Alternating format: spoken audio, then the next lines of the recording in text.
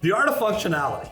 Tackling a large-scale commercial project from an aesthetic point of view. Now, I'm a plumber, and as you see, I have a special guest today. Wally, what's up? Yo, what up? How you doing? Man, I'm doing good. How about you? Man, I'm great. Thanks. Okay, so I've got a welder here today, and it's really neat because everybody thinks about the beauty of plumbing. The fixtures have to look nice. The faucets have to look nice. Everything has to look good and be aesthetically appealing.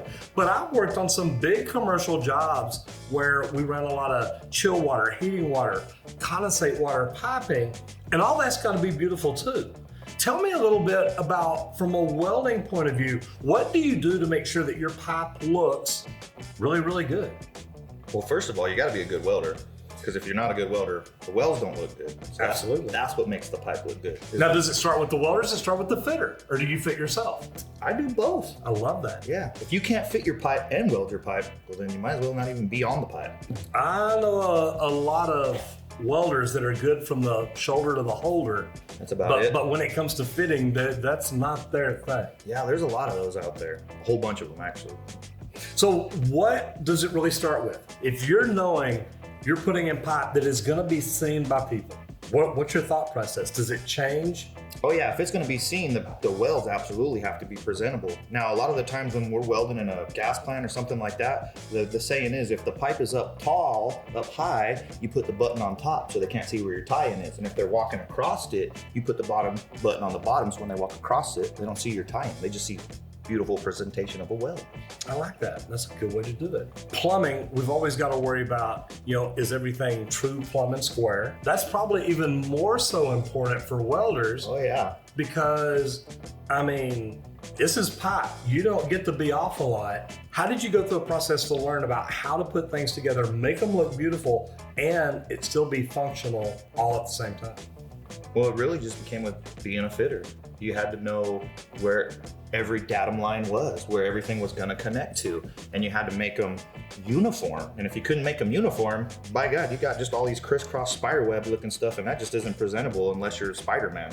You know what I mean? So us as welders, we want all our welds to look uniform to everything. And if you're off a 16th weld, you're going to see that one pipe kicked out, and that ain't nothing good. Now, have you ever done any welding on structural itself, or mainly just pipe? Oh yeah, I've done a lot of structural welding. Okay. Oh yeah. So stuff that's going to be seen by everyday end users, stuff like that. Is there a big difference between structural welding and pipe welding? It depends what the process is. Sometimes yes, sometimes no. If the pipe is being put together with stick and the structural is being put together with stick, then no. It's all stick presentation that you're gonna see. But if it's all MIG, then it's MIG. Sometimes people will go to stainless steel pipe and just have TIG. They won't MIG it. And that's a very, beautiful presentation, I feel like.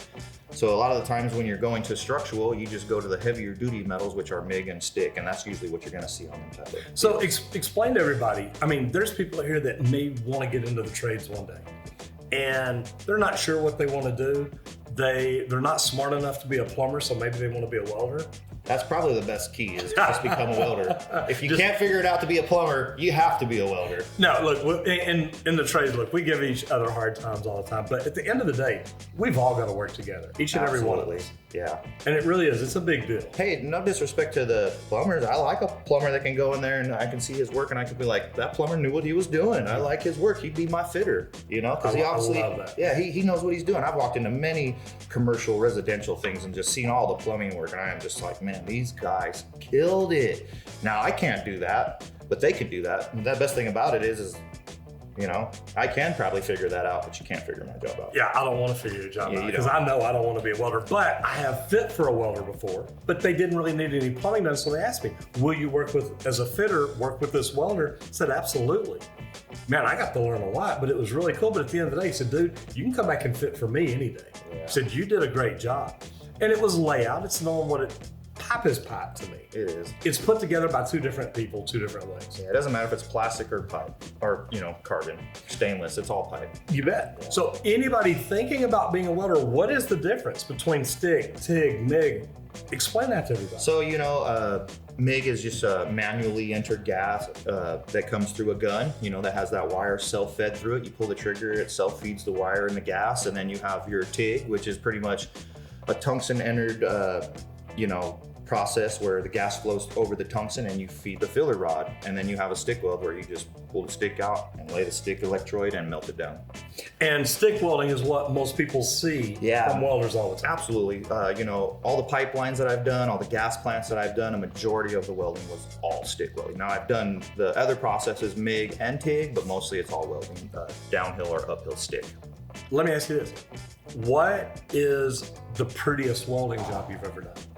The prettiest welding job I've ever done was actually a MIG welding job on an H2S process for Anadarko. We had to do this 2-inch thick pipe, and I mean, the welds on it were just beautiful. It was a process that I'd never done. It was a MIG pulse metal core, which is an uphill process, and the pulse mode really kind of controls the puddle really well. So you're able to just get a beautiful weld out of it, and I loved it. Those welds came out phenomenal. I wouldn't say my welds came the best, but we taught a young apprentice how to do this process, Jerome, and he was from Cameroon, Africa. And we taught this little kid how to do these welds, and that guy outshined all of us on that job. That's cool. Yeah. Now, when you said 2-inch thick, you mean 2-inch wall? 2-inch thick pipe, 24-inch diameter. Okay. Yeah. And I saw one just the other day. I was at Skills USA, and it was probably 6-inch wall. Wow. Maybe 14, 18-inch pipe, something like that. How many passes are on that 2-inch thick wall? Well, it depends. If sometimes on pipe that big, they'll do like a TIG or a MIG process on the bead, and then after that, sometimes they'll get to stick weld it. It really depends on what process you're welding. If you have to TIG it all the way out, oh boy, there could be over 100 passes in that. Wow. You're MIG welding it, maybe half of that, maybe 50 passes. You're stick welding it, you're probably in the middle between like 75 passes. So it really depends on what process, and then it depends on how good your shoulder from the holster is. Some people can stack more iron, some people can't stack that much iron. And it all depends on x-ray. You gotta beat x-ray too. I love this because, look, I'm one of these people, I've always taken great pride in being a plumber, the work that we do, putting it in true square and plumb, and it always looking good. And from talking to you, you're the same type of welder. Oh, it's gotta look good. What would you tell anybody out there right now thinking about getting in the trades and they want to get in, and maybe they're artistic, they're like, look, I want my work to be beautiful. Anybody like that getting in that wanted to get into welding, where would you tell them to start, and what can they learn in the beginning to help them do really good in that trade?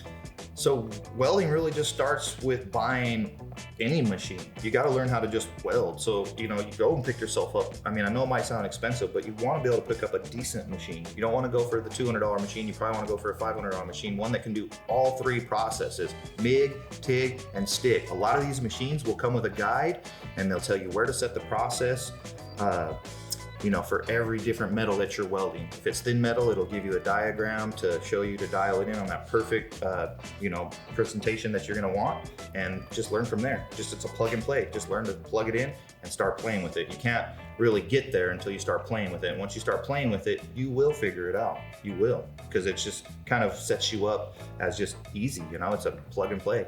Plug it in, set it to the right dial, tell it the material you want, it tells you the gas you need, and at that point then it's just learning the skill, learning how to tone in your skill. And you make a ton of videos teaching people I do how to fine tune that. Yeah. Where can absolutely. everybody find you on social media? Man, you can find me as Wally's Welding World on Instagram or the Weld Professor on YouTube. Guys, if you like that, check out this video here. I think you're gonna enjoy it.